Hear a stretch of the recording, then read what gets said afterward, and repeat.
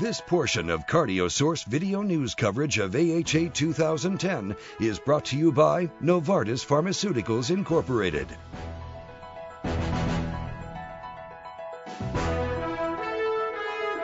I'm here with Professor Faiez Zannad with what I think is one of the most impactful studies of this Congress, one that showed a mortality benefit with Eplerenone in patients with mild heart failure.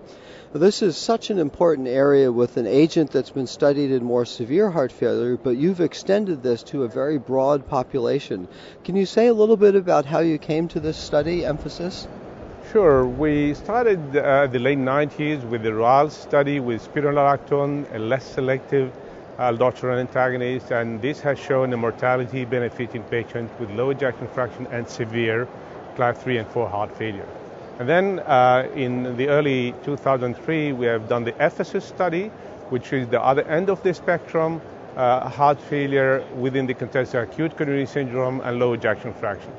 And the gap between these two were vacant, and so we wanted to fill in the gap by a specific study in patients with low ejection fraction but class 2 New York Heart Association mild symptoms. Well, this is obviously, we see tons of these patients. They treated with all the standard background, and what did you do in the study? Well, absolutely. The study was double-blind, placebo-controlled, and on top of usual care. And of course, we ended up by having typically a trial study where all patients were optimally treated. Over 90% of patients were on some sort of converted enzyme inhibitor or NARB. 86% were taking a beta blocker, and actually maybe 18% had a defibrillator.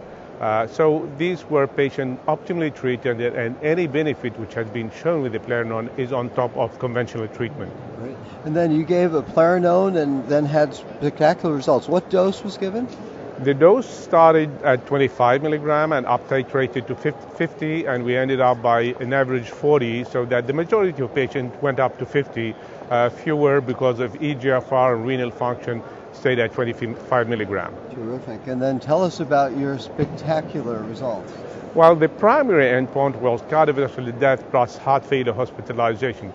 So not only we hit this primary event with 37% relative risk reduction, but all other secondary endpoints were all statistically significant.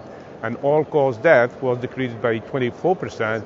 All-cause hospitalization was statistically significantly decreased, and heart failure hospitalization was the most spectacular, 48% risk reduction in heart failure rehospitalization.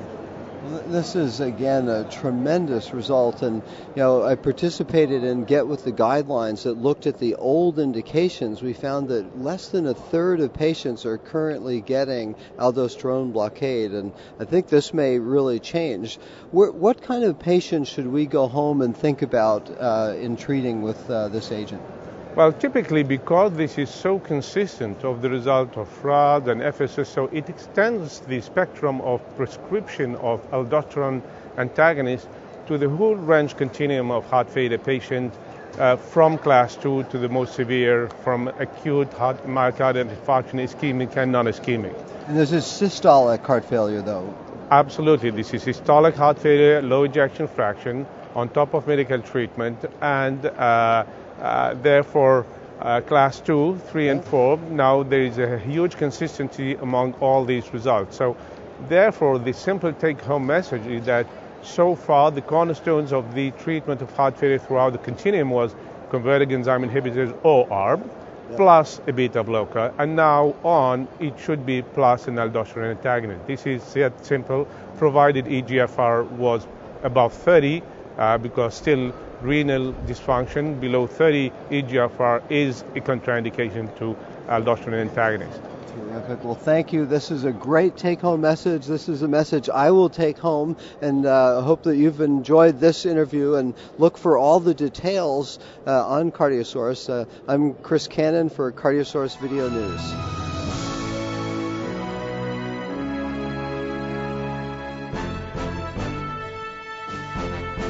Special thanks to Novartis Pharmaceuticals Incorporated for supporting continuing coverage of CardioSource Video News at AHA 2010.